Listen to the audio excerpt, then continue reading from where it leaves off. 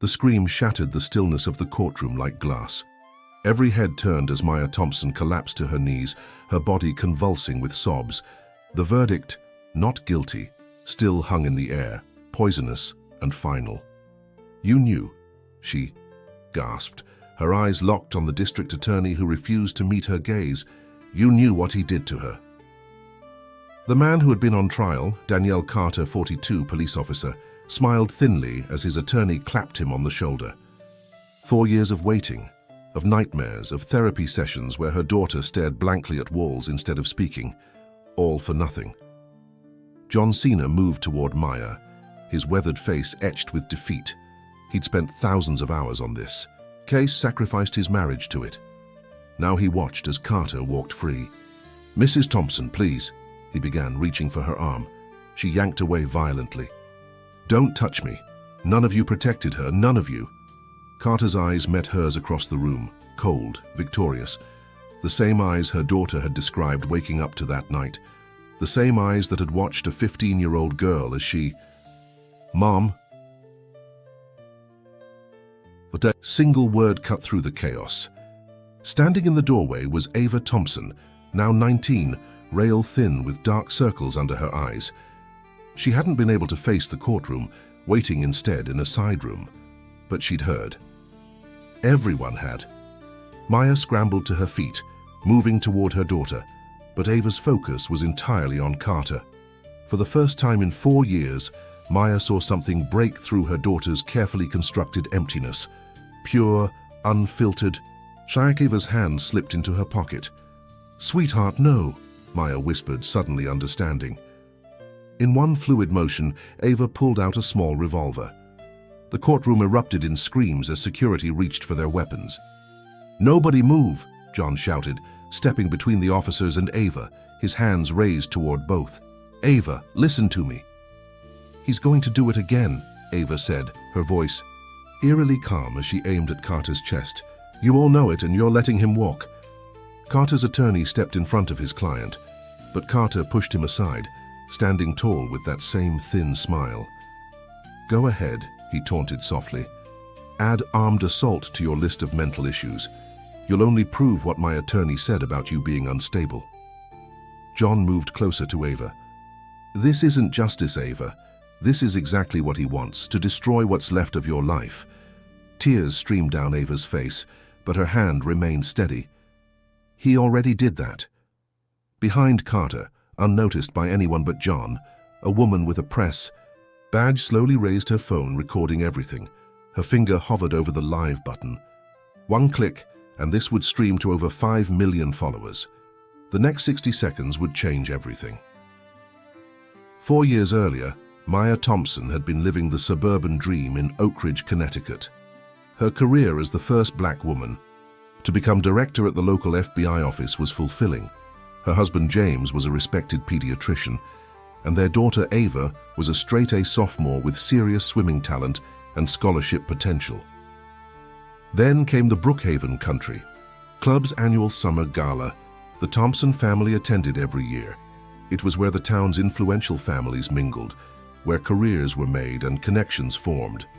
James, as one of the community's most beloved doctors, was always in demand for conversations. "I'll be networking all night," he told Maya with a wry smile. "Keep an eye on Ava? You know how these events get once the kids disappear to the pool house." Maya had laughed it off. "She's 15, James, and she's the responsible one in this family." That night flashed before Maya in vivid, fractured images as she watched her daughter hold a gun in a courtroom 4 years later. The sparkle of champagne in crystal glasses, the laughter from the garden. The way Danielle Carter, newly promoted to sergeant, admired for his community outreach, had complimented Ava's swimming achievements. "You remind me of my niece," he'd said, "all charm and perfect teeth. She swims for Stanford now." Maya had thought nothing of it. Carter was respected in the community, served on several youth outreach programs. His reputation was spotless. The town saw him as a model officer, a good man building bridges between police and citizens. Later, Maya would replay every interaction in her mind, searching for warning signs. Had his hand lingered too long on Ava's shoulder? Had there been something predatory in his gaze that Maya had missed? The pieces only came together the next morning, when she found Ava curled in a ball in the shower, the water running cold over her still-clothed body. The subsequent months became a blur of police statements, hospital visits, and therapy appointments. Ava's swimming career ended. She couldn't bear to be in water anymore. Her grades plummeted. She stopped speaking, for weeks at a time. James buried himself in work, unable to face what had happened under his watch at an event where he was supposed to be protecting his family. The distance between him and Maya grew until 2 years after the assault. He accepted a position at a hospital across the country. "I can't stay here," he'd said, bags already packed. "Every time I look at her, I see my failure." "Then you're failing her again by leaving," Maya had responded, but he was already gone. John Cena had been different. Where others saw a case, he saw Ava. He'd sit for hours in their living room, carefully building rapport, never pushing too hard for details. Despite his fame from wrestling and movies, John had surprised everyone by becoming a victim's advocate after retiring from entertainment. He had known Maya since childhood, and when he heard about Ava's case, he'd immediately offered his support. "I promised myself I'd use whatever influence I have to help people who can't fight for themselves," he'd told Ava once when she was having a particularly bad day. "I'm still working on that promise." When the district attorney finally moved forward with charges, Maya had thought justice might actually be possible. But Carter's defense team was ruthless. They dug into Ava's social media, finding posts about depression from before the assault. They suggested she'd fabricated the story for attention. They questioned why she'd been drinking underage, why she'd separated from the other teens at the party. The prosecutor, Andrea Wilson, had seemed strong at first, but as the case progressed, Maya noticed the changes, the avoided eye contact, the increasingly defensive tone when Maya called for updates. Only John had remained steadfast, even as other officers suggested the case was complicated. Then came the revelation that destroyed everything. Carter had connections to the district attorney's family. Andrea Wilson had known this, but failed to recuse herself, instead subtly undermining her own case from within, calling witnesses who weren't properly prepared, failing to challenge defense tactics that should have been inadmissible. Throughout the 2-week trial, Ava had retreated further into herself. The only person she would occasionally speak to was John, who attended every day of the proceedings, even when he wasn't testifying. No one knew she had somehow obtained a gun.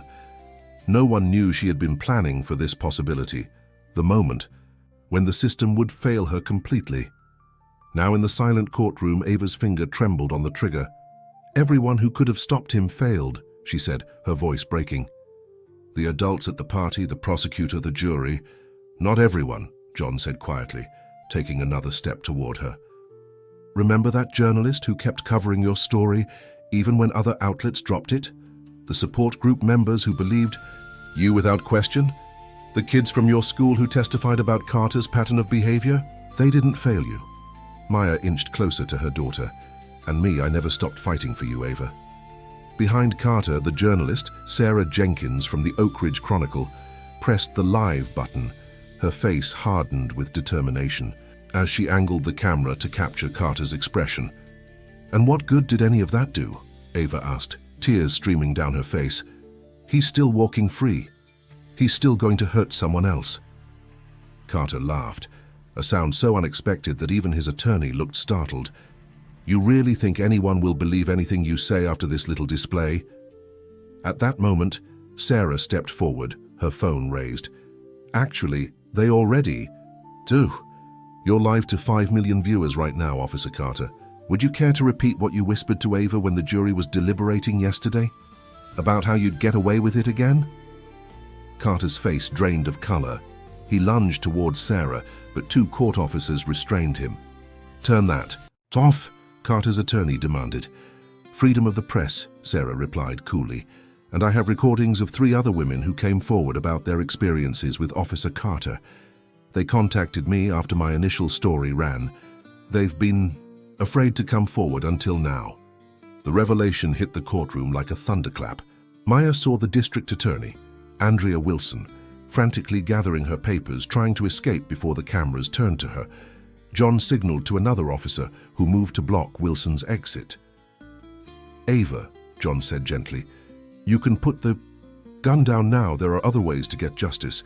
Let me help you find them." Maya held her breath as Ava's hand wavered. The moment stretched into eternity. Then slowly Ava lowered the weapon. As John carefully took the gun, the courtroom erupted in shouted questions and chaos. Officers moved in to secure Carter, whose confident smirk had dissolved into panic. Sarah Jenkins was already narrating events to her viewers, her voice steady and determined. Maya wrapped her arms around Ava, who collapsed against her, the weight finally lifted from her shoulders. For the first time in 4 years, her daughter hugged her back with her full strength. Almost 6 months later, the Oak Ridge town square was packed with people gathered around a temporary stage. Autumn leaves swirled around their feet as Sarah Jenkins approached the microphone, her press credentials replaced by the formal attire of a master of ceremonies. "1 year ago, I wrote a story that no one wanted to publish," she began. "A story about power and silence, about how those with badges could operate with impunity, and about a system designed to protect them, not their victims."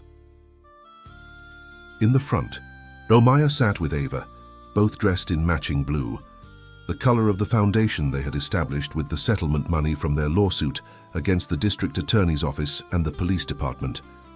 "Today I'm honored to introduce someone who turned her pain into purpose," Sarah continued. "When the courts failed her, she could have chosen vengeance. Instead, she chose to transform the system itself." Ava stood, squeezing her mother's hand before walking to the stage. At 19, she still carried the shadows of her trauma, but there was something else in her demeanor now, a steel-like determination that hadn't been there before. "The Breaking Silence Foundation isn't just about sexual assault survivors," Ava said, her voice clear and strong despite the tremor in her hands. "It's about challenging the cultures of silence in every institution, schools, police forces, workplaces, courts.